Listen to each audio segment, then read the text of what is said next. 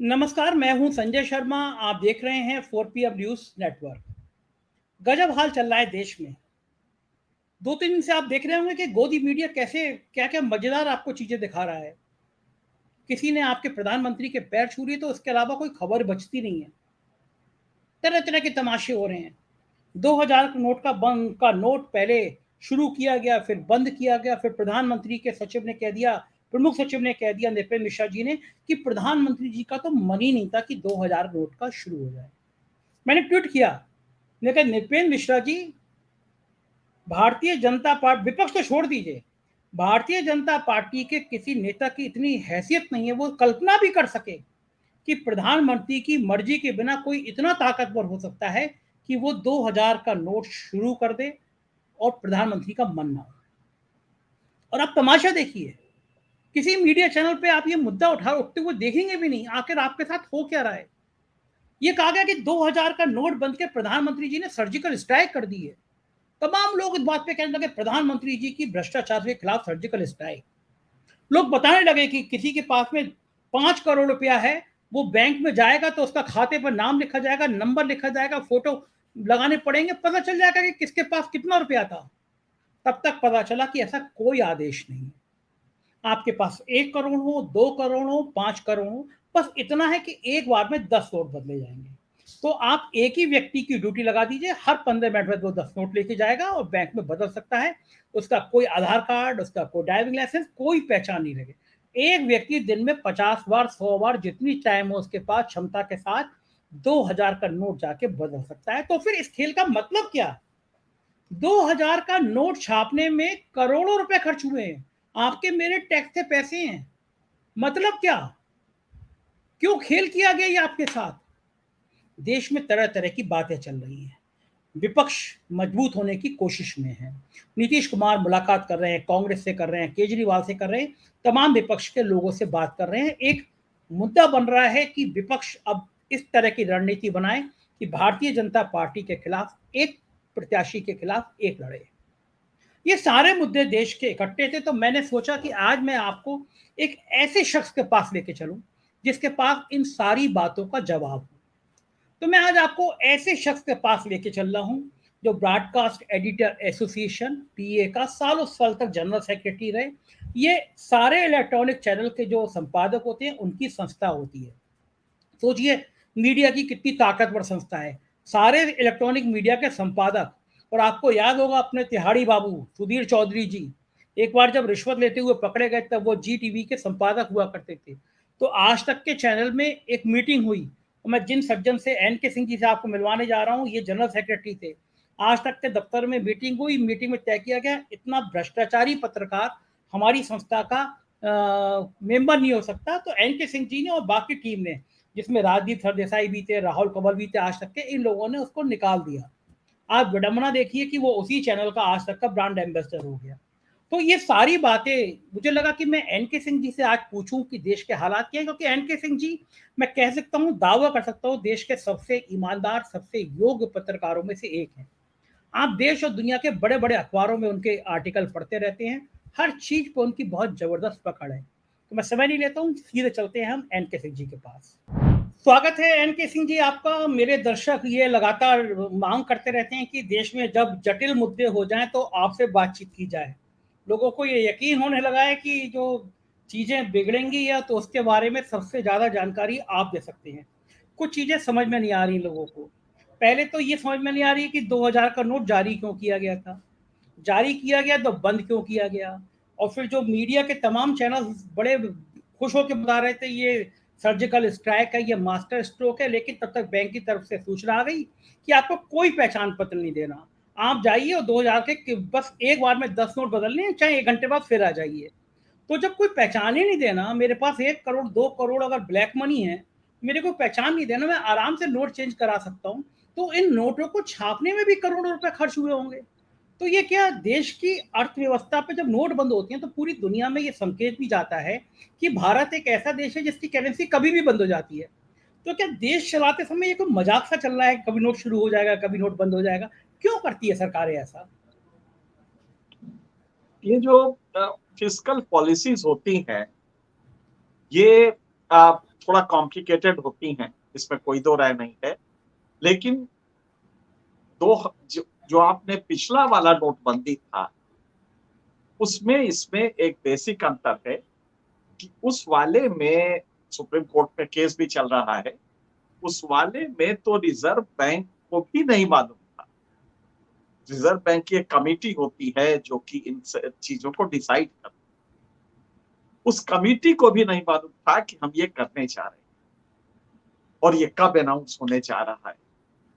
तो वो जो था वो एक अलग था। ये जो फिस्कल पॉलिसी है, इसमें मुझे लगता है कि ब्लैक मनी जो है कुछ लोगों के पास, देखिए इसमें बड़ा भारी खेल है कि अब ये कुछ नहीं करेंगे, ये अपने लोगों को लाइन में खड़ा करा के और वो 2000 के नोट कन्वर्ट करा। गुरऊ पतवारू सबको आपने 5-5 नोट दे दिए और कहा कि लौट के आओगे तो 100 का पत्ता तुम्हें दिया जाएगा।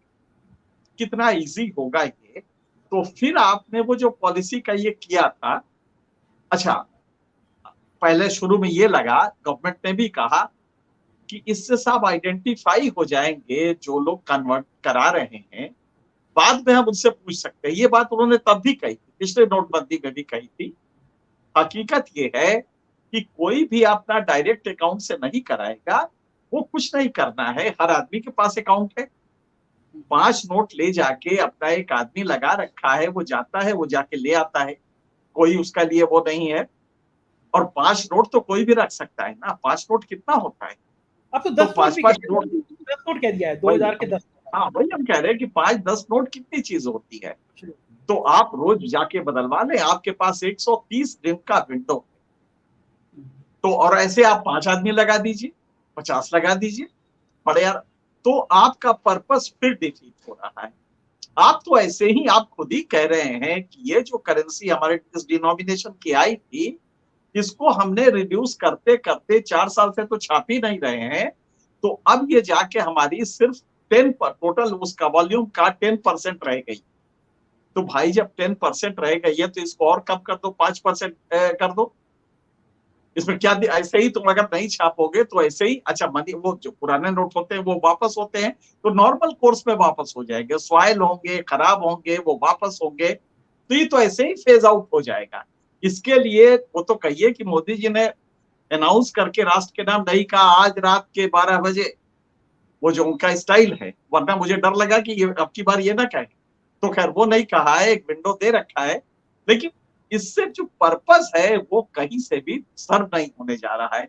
तो फिस्कल पॉलिसी की अगर आप इस तरह की वो है मॉनेटरी पॉलिसी की कि आप फिर से कुछ नोटबंदी, कुछ नई चीज ले आके कर रहे हैं, तो मुझे लगता है कि यहाँ की जगह जो करप्शन जहां है, आप उसको पकड़े बजाय इसके कि नोट के पीछे पड़े, क्योंकि नोट से ये नहीं खत्म होगा।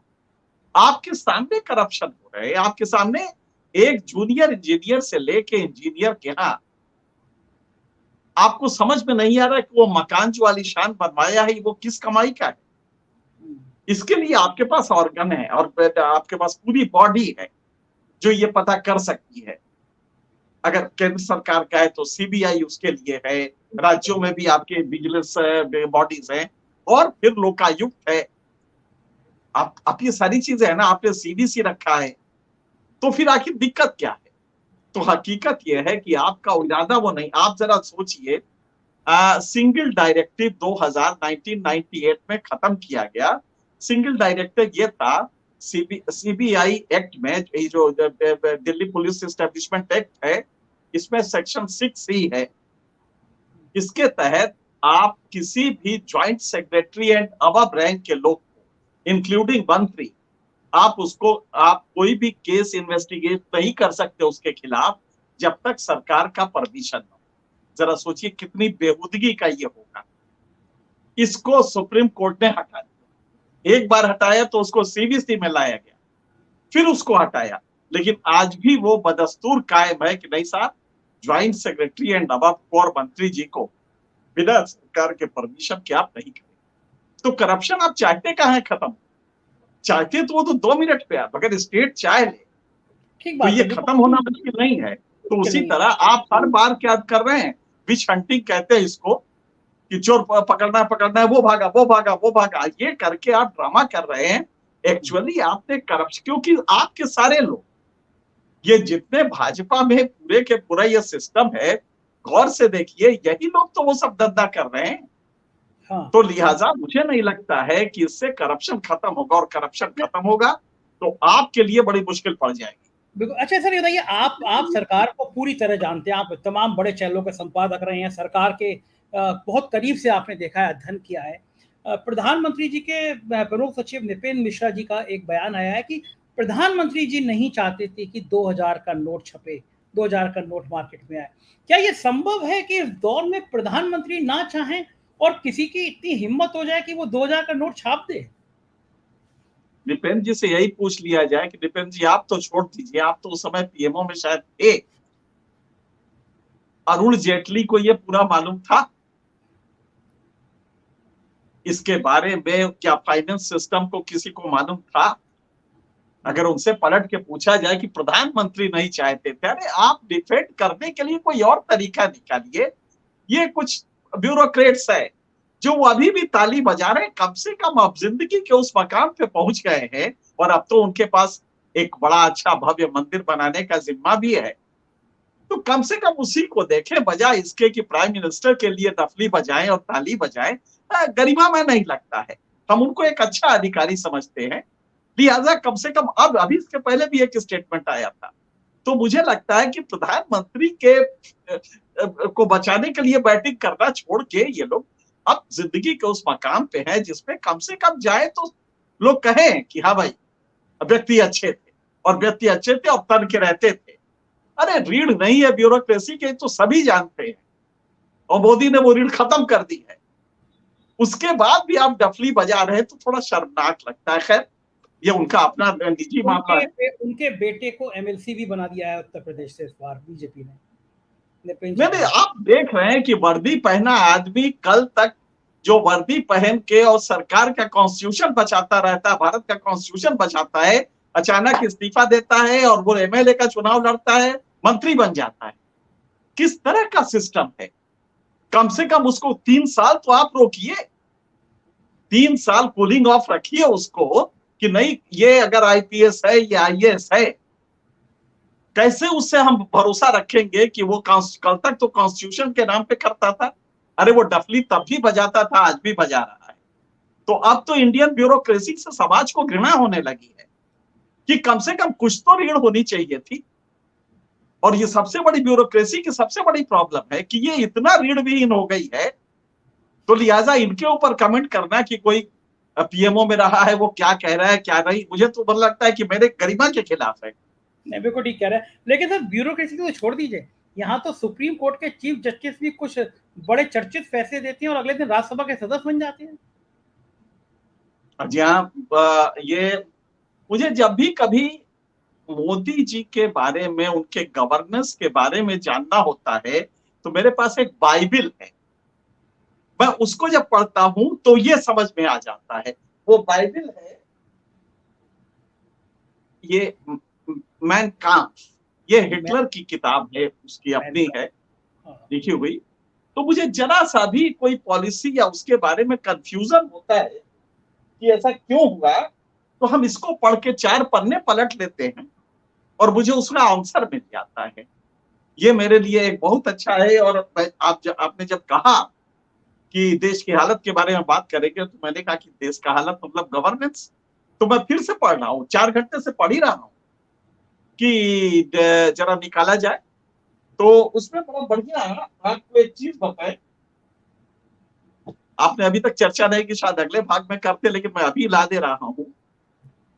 एक संसद नई बन रही है, कितनी जरूरत थी कितनी नहीं थी मुझे नहीं मालूम है, लेकिन क्योंकि मैं संसद में एक दशक तक वहां रेगुलर रोज जाता रहा हूं, मुझे नहीं लगता था कि इसकी जरूरत होगी। उतना भव्य इमारत फिर शायद ना बने, उसी को आप मजबूत करवा देते, लेकिन खैर आपने बनवाया।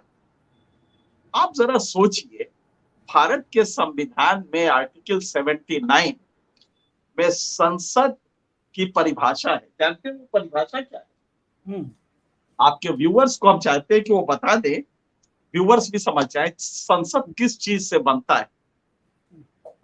भारत का संसद, there shall be a parliament for the union which shall consist of the president and two houses to be known respectively as the council of states and the house of the people।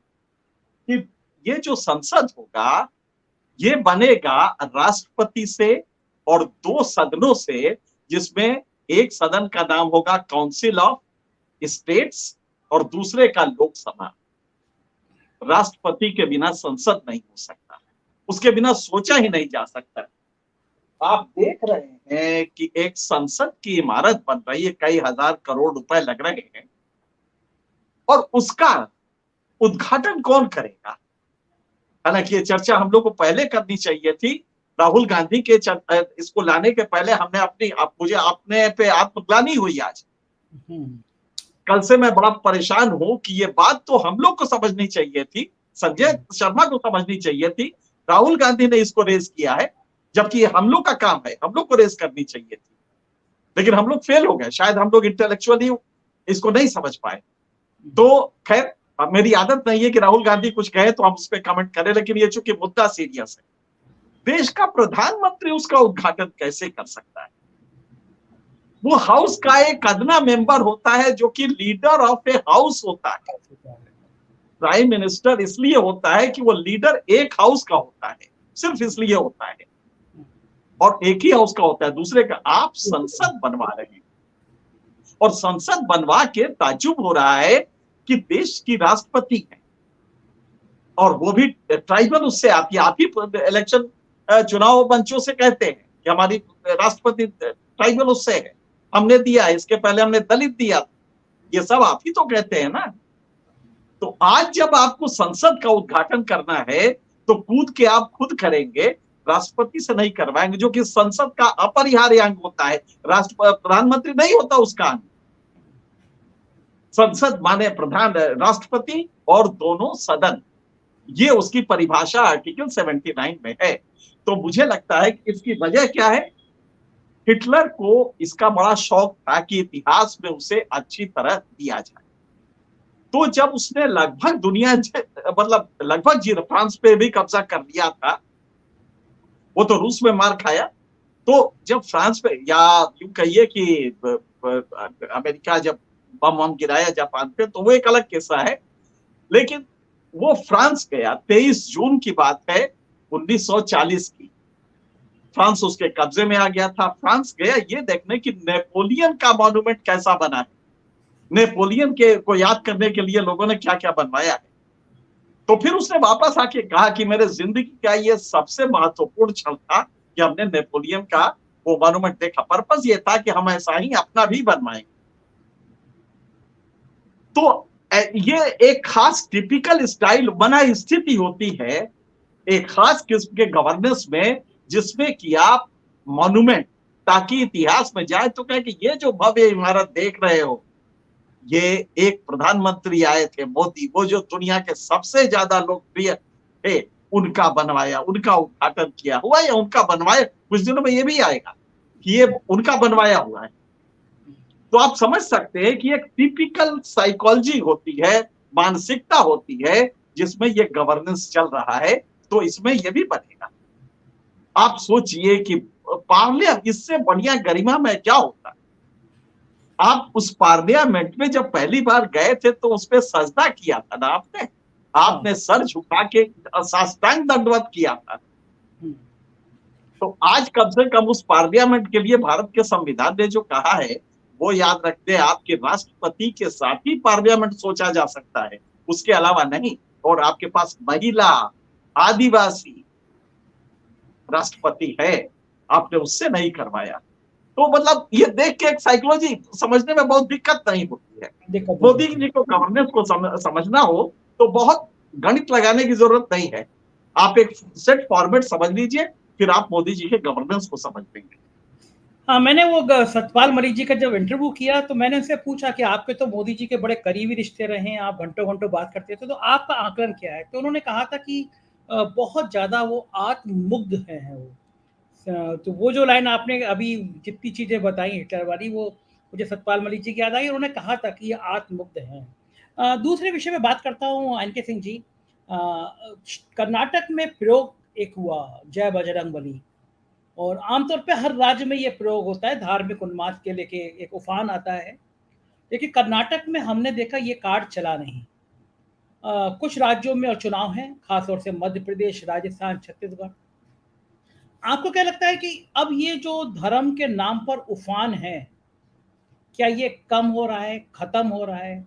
Bhajpa इसके अलावा कोई दूसरा रास्ता खोजेगी, या अभी इसको नए सिरे से इन चुनावों में फिर गर्म किया जाएगा?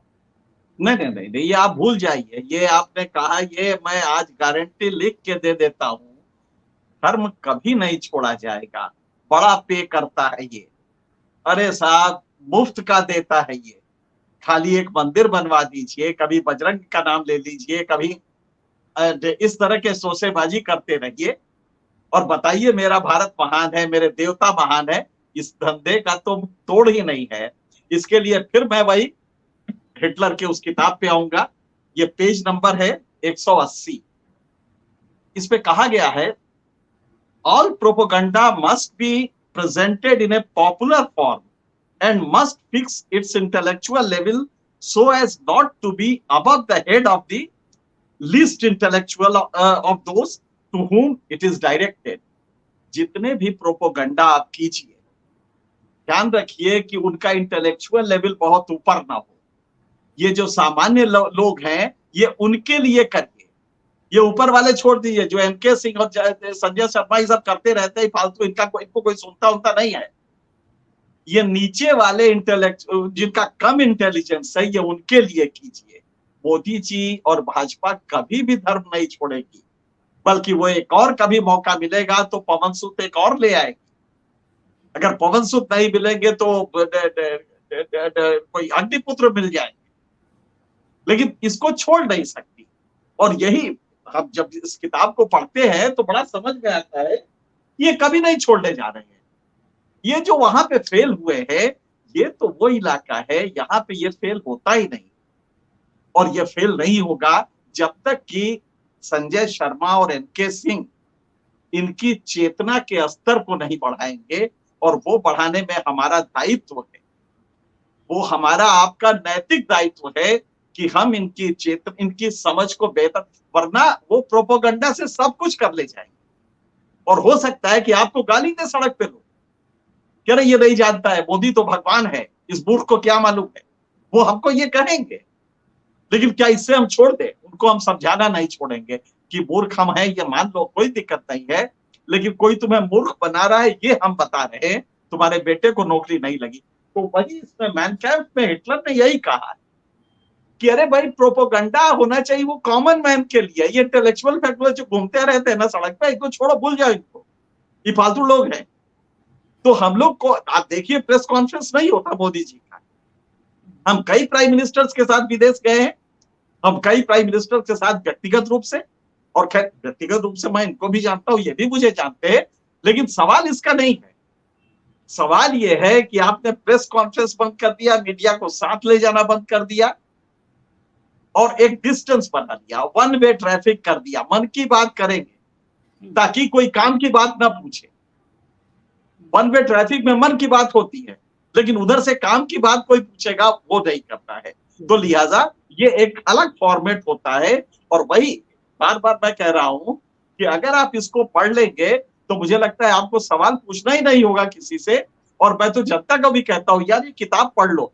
मुझे बहुत सीरियसली लग रहा है कि इसका हिंदी में ट्रांसलेशन करके और जनता में भेज दिया जाए कि पढ़ लो, तुम्हें समझ में आ जाए कि गवर्नेंस होती कैसे है, प्रेजेंट गवर्नेंस कैसे चल रही है। तो ये स्थिति है। आप देखें तो सुप्रीम कोर्ट ने एक ऑर्डर दिया, एक फैसला दिया, बेहद, मतलब कि मुझे कभी कभी शर्म आती है कि आर्टिकल 239 ए सब क्लॉज 4, अगर आप देखें दिल्ली की गवर्नेंस के बारे में है, वो खुद ही अपने आप में क्लॉज सुप्रीम कोर्ट को करना तो ये चाहते हैं उसको स्ट्राइक डाउन कर दे, लेकिन पुनर्परिभाषित किया। उसने कहा कि देखो भैया, ये फेडरल है, एक आदमी 67 सीटें 70 में से लेके आता है, 50% वोट लेके आता है, 70 में 67 सीटें, दोबारा 67 में 62 सीटें, लेकिन चपरासी नहीं अपॉइंट कर सकता। तो सुप्रीम कोर्ट ने डांटा और कहा कि नहीं, सारे जो इस तरह के वो होंगे, ब्यूरोक्रेसी जो होगी, इनके ट्रांसफर पोस्टिंग सरकार करेगी। अगले दिन आप ऑर्डिनेंस लाते हैं और सुप्रीम कोर्ट को कहते हैं तुम्हारी क्या हैसियत, इल्ले नहीं करेंगे, और एक ऑर्डिनेंस लाती है। कितना जज्बा! आप देखिए कि एक अपने विरोधी को क्रश करने का, सत्येंद्र जैन की आप हालत देख रहे हैं। हाँ, तरस आ रहा था देखिए। वो व्यक्ति कंकाल बन गया है, आपने जेल में उसको ये हालत कर दी। तो ये साधारण शत्रु नहीं है, ये आपको तिल तिल करके मार सकते हैं। लिहाजा हमें समझना चाहिए कि इसकी प्रकृति क्या है, इस गवर्नेंस की प्रकृति क्या है। और तब जब आप इसको समझ लेंगे, आप सोचिए कि सुप्रीम कोर्ट के कॉन्स्टिट्यूशन बेंच ने, छोटा मोटा नहीं, 5 मेंबर बेंच ने कहा कि भाई फेडरल कंसेप्ट है, वो जनता का वोट लेके आ रहा है 2-2 बार से, तुम भी तो जनता का वोट लेके पार्लियामेंट में बैठे, किसी को बोलने नहीं देते। लेकिन वो इशू नहीं है। इशू क्या है कि मेरे पास पावर है ना, अब देख सुप्रीम कोर्ट तुझे दिखाते हैं अपनी ताकत, और वो ऑर्डिनेंस दिया। तो आप समझ सकते हैं कि मैं जनता को यही बताना चाहता हूं आपके माध्यम से कि वो समझ क्यों नहीं रहे हैं। ये जय श्री राम से नहीं भला होने वाला है। एक इमारत बन जाएगी, उससे कुछ नहीं, एक पार्लियामेंट बन जाएगा और देश उसी तरह। एक विदेश जाते हैं तो एक कोई वो पैर छू लेता है, और इनके भक्त चैनल 3 दिन से वही दिखा रहे, 2 दिन से, वाह साहब मोदी जी का किसी ने पैर छुआ। आप जरा सोचिए मानसिक दिवालियापन किस तरह का है। आपको बताइए कि आपने जो किताब पढ़ी, इसमें हिटलर ने एक मिनिस्टर था, वो प्रोपेगेंडा मिनिस्टर था, वो तो उसका काम ही प्रोपेगेंडा फैलाना था। तो ये जो आजकल के चैनल की बात की आपने, तो हम ये मान सकते हैं ये प्रोपेगेंडा मिनिस्टर हो गए हैं। हाँ जी, हाँ जी, हाँ जी, ये पूरे प्रोपेगेंडा मिनिस्टर ही है। वो एक मिनिस्टर, एक आदमी उस जमाने में होता था, अब पूरा सिस्टम ही मिनिस्टर हो गया है। अब वो पूरा का पूरा एक ग्रुप है, और उसके अलग जो है वो किनारे पड़ा हुआ है।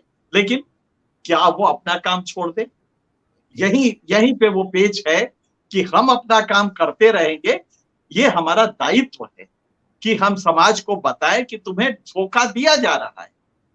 सिर्फ हमें ये बताना है, जो लोग सत्ता में बैठे उसकी भलाई खा रहे हैं, वो सिर्फ तुम्हें राम नाम के पर बेवकूफ बना रहे हैं। तो ये एक टिपिकल फॉर्मेट है। जिस दिन हम ये समझ जाएंगे, उस दिन चीजें जनता बदल देगी, और बदलने में बहुत फास्ट होता है। कर्नाटक में हमने देखा, आज तक साउथ इंडिया में आप घुस नहीं पाए हैं, सिर्फ थोड़ा सा एजुकेशन लेवल हाई है, थोड़ा सा गवर्नेंस बेटर है, तो आप घुस नहीं पाए हैं। और जब जब जाते हैं लात खा के चले आते हैं, सिर्फ इसलिए कि वहां की जनता आपके नाटक को जान गई है। हमारे अनफॉर्चुनेटली नॉर्थ इंडिया का एक बड़ा वर्ग है, अभी वो नहीं समझ रहा है। और उस बीच में आपकी कोशिश होगी कि प्रोपेगेंडा इतना बड़ा कर दे कि वो विदेश में किसी ने पैर छुआ है, तो अब यहां तो हमारा भगवान ही है वो। तो हम किसी तरह से ये आइकॉनिक, ये इसका प्रोसेस होता है कि हम अपने में आइकॉन बना लें, महिमा मंडित इतना कर दिया जाए कि रब दिखने लगे हमें हमारे नेता में। और ये कोशिश ऑलरेडी चल रही है, पता नहीं कितनी सफल होगी। एनके सिंह जी, आखिरी चरण में मैं ये और पूछना चाहता हूँ, नीतीश कुमार कोशिश कर रहे हैं कि कांग्रेस और बाकी विपक्षी दल एक फोरम पे आ जाएं, बीजेपी के मुकाबले एक प्रत्याशी हो। क्या ये कोशिशें कामयाब हो पाएंगी? जी हाँ, उसकी एक शर्त है। आप यूं देखिए कि ममता बनर्जी, मान लीजिए कि कांग्रेस को आप छोड़ के अगर करना चाहें, तीसरा फ्रंट कहते हैं, जो कि संभव नहीं है। फ्रंट एक ही बन सकता है, और उसके मूल में, उसके जो सेंटर में होगा वो कांग्रेस होगा, क्योंकि 12 करोड़ वोट गिरे दिनों में भी कांग्रेस को मिलते हैं। पैन इंडियन प्रेजेंस कांग्रेस का ही है। लिहाजा वो मूल आधार रहेगा, और उसके इर्द गिर्द रीजनल पार्टीज रहेंगी। यही हो सकता है। वजह हम बताते हैं क्यों। ममता बनर्जी एड़ी चोटी का जोर लगा जाए, समाजवादी पार्टी को यूपी में 4 वोट नहीं दिलवा सकती, अखिलेश यादव सर पटक के रह जाए, केरल में 3 वोट सीपीएम को नहीं दिलवा सकते। तो ये किस आधार पे होगा? जब आप क्विड प्रो को होता है ना, तो अगर आप ये वोट ही नहीं दिलवा सकते तो ये बैठ के तो कर लीजिए, तो चाय पी लीजिए, साथ में फोटो खिंचवा लीजिए। इसलिए कांग्रेस को आपको सेंटर में रखना पड़ेगा। फॉर्मूला क्या बनेगा? लोकसभा में 2:1 रहेगा। मान लीजिए कि अगर लोकसभा में जो सीटें हैं किसी राज्य में, उसमें दो मतलब कि 66% कांग्रेस को जाए, 33% 34% बाकी पार्टीज को, जो रीजनल पार्टीज उनको जाए। और यही फॉर्मूला उल्टा हो जाएगा राज्यों में। यही फॉर्मूला चल सकता है, क्योंकि अगर आपको मोदी के साथ लड़ना है तो कांग्रेस को छोड़ के आप नहीं कर सकते। थर्ड फ्रंट, फोर्थ फ्रंट, ये सब बकवास है। लिहाजा फॉर्मूला एक ही हो सकता है, कांग्रेस को ध्रुव में रखे। और आप यह ध्यान रखिएगा, देश के सारी रीजनल पार्टीज को जोड़ दीजिए, जितना वोट मिलता है उससे अकेले कांग्रेस को ज्यादा मिलता है। ठीक बात है। लिहाजा आपको ये भूलना नहीं चाहिए। मुझे बड़ा अफसोस हुआ जब पता लगा कि इसमें अखिलेश यादव नहीं गए ये शपथ ग्रहण। तो अगर इस तरह की हरकत अखिलेश यादव करेंगे, मायावती को तो हम जानते हैं कि वो नहीं जाएंगे, उसके कारण दूसरे हैं, लेकिन अगर ये करेंगे तो एक फिर बचकाना कर रहे हैं, बचपना है। और अखिलेश यादव को अभी मैच्योर होना पड़ेगा इस पूरे प्रवाह में। इनसे ज्यादा बेटर कर रहे हैं बाकी लोग। इस समय जो तेजस्वी कर रहा है वो इनसे ज्यादा अच्छा कर रहा है। इसलिए अखिलेश यादव को भी ये समझना पड़ेगा कि आपकी पॉलिटिक्स या तो डर के आप चुप होकर बैठ जाइए, आपके भीतर भी कोई चोर है जिस पर डर रहे हैं। और अगर ये नहीं है तो आपको खुल के सामने आना पड़ेगा। मायावती नहीं आ रही हैं, हम जानते हैं उसके कारण, लेकिन कम से कम यह आरोप न लगे कि आप उसी डर से नहीं आ रहे। तो लिहाजा इस अपोजिशन का गंगा जो बहने जा रही है, इसमें आप पूरी तरह से आए और एक मुखर होके आए। क्या वजह है कि कर्नाटक में आप नहीं जाएंगे? इसलिए कि साहब मेरे पास बड़ा काम था, असल में मैं बिजी था। अरे किसको बेवकूफ बना रहे हो अखिलेश जी? तो ये सब जो कर रहे हैं ये गलत है, आपको पूरी तरह से आना पड़ेगा। बिल्कुल। आखिरी सवाल एनके सिंह जी, 10 महीने बहुत 11 महीने बाद चुनाव है, लेकिन अगर हम मान लेते हैं चुनाव 10 दिन बाद हो, ये कल्पना करते हैं, थोड़ी सी काल्पनिक सवाल है, क्या लगता है आपको कि बीजेपी अपने पूरे बहुमत पे इस बार भी सत्ता पा लेगी, जो हालात है देश के? जी हाँ, उसका एक तरीका है। इस समय सरकार के पास सब्सिडीज कम हुई है, इंटरनेशनल मार्केट में पेट्रोलियम नीचे आया है, और भारत ने रूस से लेके काफी पेट्रोलियम में माल कमाया है। मोदी जी के सारे दोस्तों ने कमाया है, अडानी अंबानी सब ने कमाया है। तो इस समय करीब टोटल मैंने जोड़ा था 3-3.5 लाख करोड़ की सेविंग हुई है इसकी वजह से। फर्टिलाइजर का सब्सिडी कम हो गया, मनरेगा में आपने 30,000 करोड़ ऐसे ही कम कर दिया है। तो कुल मिला के आपका फिस्कल डेफिसिट आपका काफी कम हो जाएगा। तो इंटरनेशनल इमेज बनेगी। और दूसरा यह है कि जैसे ही चुनाव का आहट होने लगेगी, आप फिर से कोई सम्मान निधि दे देंगे किसानों को। आपके पास वो जो 3 लाख करोड़ हैं उसको लुटाएंगे आप जम के। जबकि आपने खुद ही कहा था रेवड़ियां नहीं बांटनी है, लेकिन जम के रेवड़ी बटेगी। कोई 3 लाख करोड़ की कॉर्पस आपके पास इस समय बचत के रूप में है ना। फूड सब्सिडी आपने खत्म कर दी, फूड सब्सिडी कम कर दी है, 5 किलो वाला खत्म हो गया। तो मैंने टोटल जो कैलकुलेशन किया, करीब 3 लाख करोड़ की बचत होने जा रही है, जो कि ये इसमें खर्च करेंगे और जम के रेवड़ियां बांटेंगे।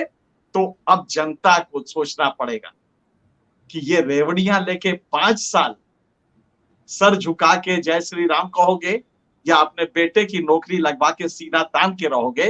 भिखमंगे का समाज बनना चाहते हो, या सीना तान के आत्मनिर्भर भारत का वो बनना चाहते हो, नागरिक बनना चाहते हो? ये जनता को सोचना है। शुक्रिया एनके सिंह जी, आप वास्तव में इतने विस्तार से समझा देते हैं कि ये सारी बातें बहुत शीशे की तरह क्लियर हो जाती।